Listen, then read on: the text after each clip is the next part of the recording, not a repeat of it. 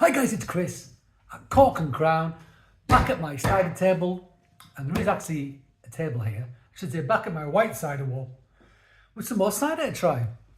And I've got two ciders to try. And they've got something in common and something not in common. The thing they've got in common is they're both keeved, okay? The thing that they haven't got in common, whatever that means, is that they're not both from the same country. So one is from Herefordshire. It's from Greg's Pit in Herefordshire.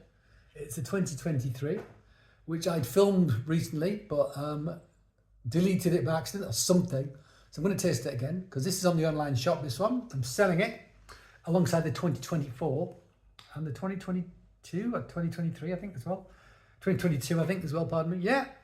And the other one, now I've got this, and I've had it for ages. I got it in August. So last year now, it's 2026, this is 2025. I was in Normandy, and I visited a few places. I haven't tried them all yet, all of those ciders, but I'm going to do a series of films of those. But this one is one I hadn't visited before. Michel Breton, Cidre Fermier Brut. Yeah, so Normandy cider. So two Keeved ciders.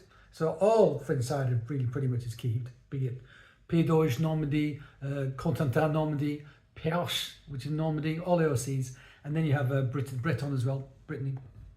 All Keeved ciders, that's their tradition. Not the tradition in England, however, some people do it, and James is one of them. The thing, if you see anything with a red label for him, I'm pretty sure it's definitely going to be cider. I think it's going to be a Keeved cider. So I am going to suggest that I open the English one first, because I think it's going to be dry. This is 4.5%, so it says brut, but that doesn't mean it's going to be dry because it says brut on it. Anything over 4.5% or over is classified as brut. Not to do with how sweet it is on the palate. It's to do with the ABV, I believe. Correct me if I'm wrong. I like corrections, it's good. I like to learn stuff. Every day's a school day.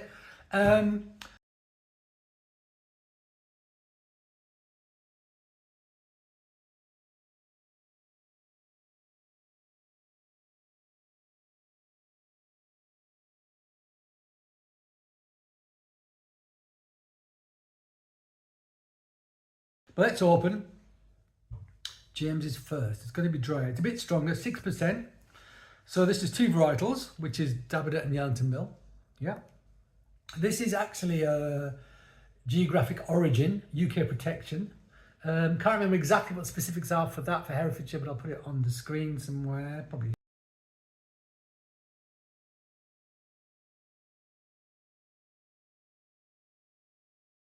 There's a gap, big white gap on my white wall. Normandy, they have to use, I think there's 50 varietals they can use. I think there's about 10 or 15 that they tend to use the most, but there's, you know, a lot they can choose from. So let's open this up. Now, it's Keeved, so I don't know how much fizz is going to be exactly, but let's find out, shall we? Sometimes James could be fizzier, sometimes less fizzy. That hasn't popped out. Whoa, oh, it's coming out though. That feels perfect actually. So let's open that. Didn't foam over. There's foam in the, he says as it foams over. That's pretty much bang on actually. Let's not pour out too much because I've got to try two ciders. So, I mean, head, check. Look at that. Colour, check. Beautiful orange. Gorgeous orange. It's like, that's almost like marmalade again, but glows, you know, it's got a brightness about it, a glowing quality to it. It's amber, pale amber, but almost orange. Almost orange, and I said the word orange, and there's Dabanet in this. I pretty much always get orange from Dabanet. So, will I be surprised if I get it? Probably not. Let's smell it. It looks great. Ooh, bubbles up my nose there. Give me a second. Okay, that's best. It smells great. It smells really good. Yeah, baked apple, gorgeous, and there's like an orangey, citrusy note to it as well. There's a yeasty character to it as well. This is unfiltered, but Keeved, which sort of clarifies it to some degree. But there is fermentation in bottle, just not as much as there might be because you've taken out nutrients and yeast through the keeving process. So you'll have residual sugar. Lovely, actually, almost like a, I don't want to say like a pastry, actually, like a buttery pastry sort of character to it. actually, rather than yeast. Yeah, like an buttery apple tart. Buttery apple tart. Nice there. From a patisserie somewhere in Paris or, you know, Normandy perhaps. Something like that. It smells great. Let's try it. These have been outside rather than in the fridge, but the temperature's all over the place. It's got really cold again today. Let's try it.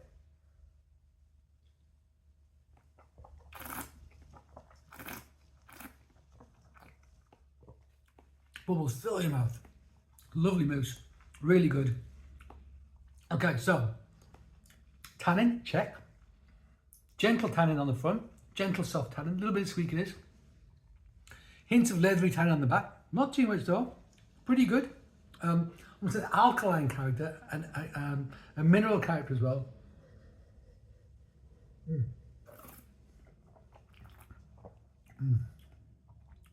So it's keeved, so there's residual sugar, but not very much at all. Much less than you would get typically in a French Keeved cider. That's for sure.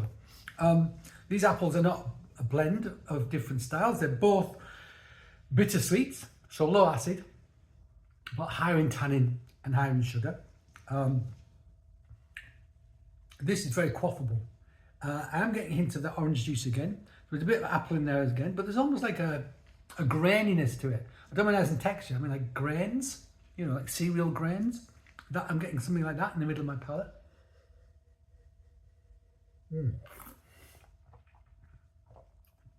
That pastry on that nose is great every time I take a swig. Yeah.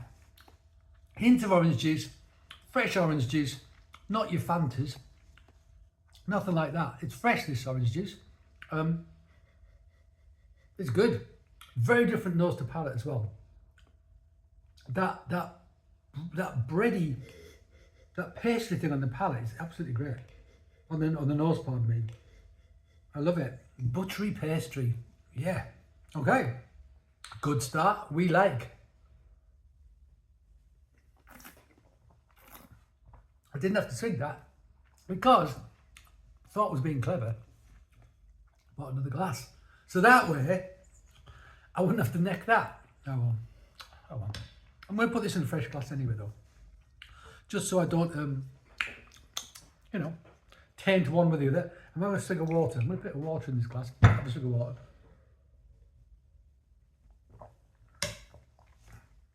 Okay. Let's try this Cidre Fermier Brut.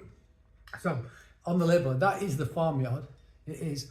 I drove into the farmyard from this through this gap and sitting in this room here with an old couple, a lady and a fella, man and a wife, and it was their farm, it was their cider, and they were just sitting there, summer's day, doors open, just waiting for anybody to turn up. I rocked up.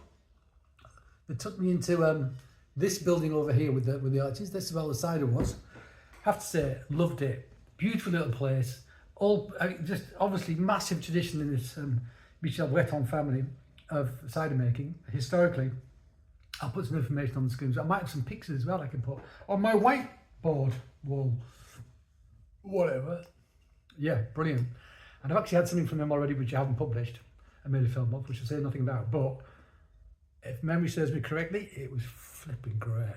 It was flipping great because I've got high hopes for this indeed. So, cork out. It's going to come out easily. Yeah, it is coming. Pop.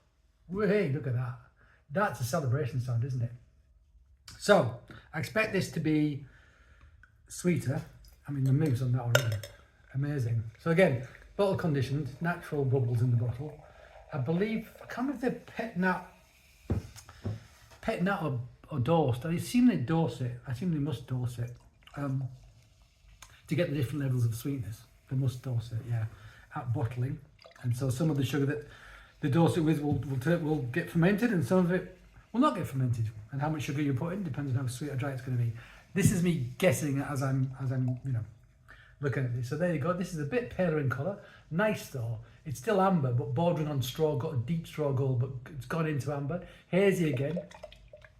Great bubbles. Let's smell it. Oh, I mean, this is more apple character, more apple fruit character on the nose immediately. Hint of funkiness, just a mere suggestion. I like that. I like that a lot. So yes, these guys, I don't know what the apples are in this, but there's gonna be more than 2. Like I said, they can use up to 50, but the categorization is slightly different. So in England, it's bittersweet. So it's sweet, bitter sharp, which measures like tannin, acidity, sugar levels. They have a slightly different system, but it's basically the same. So they will have a blend of like tannic, of sharps, non-sharps, bitter, exactly. You know, and they'll blend them to taste each vintage. So let's. Oh, now we're going to have a sniff. So I got distracted there. So it's got a bit more funkiness about it. It's not hasn't got the pastry thing. It's got tiny hints of butteriness about it. Not tartar-tan. Hasn't got that dark tartar-tan character that I associate a lot with French ciders, Normandy ciders, etc. Let's try it.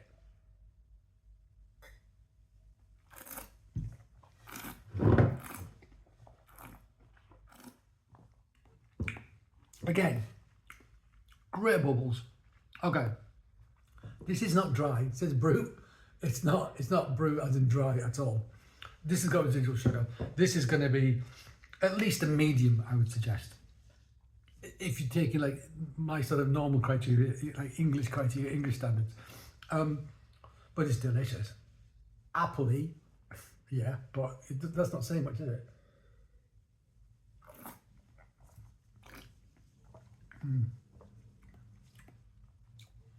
I would say soft tannins on the front, less leatheriness in the back, not as bitter.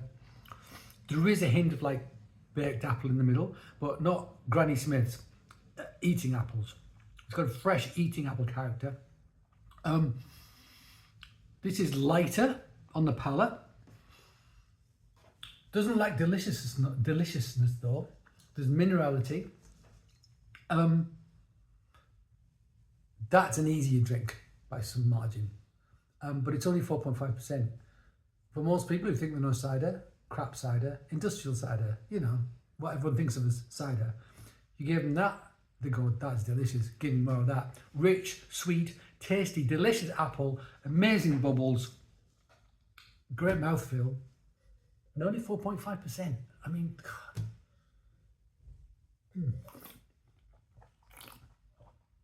Yeah, it's really good. But it does feel lighter. It does feel lighter.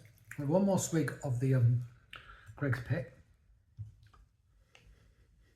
Yeah. This has got a much darker element to it. Yeah, that graininess that I described before. Feels like it's going into almost like a spirit on the nose.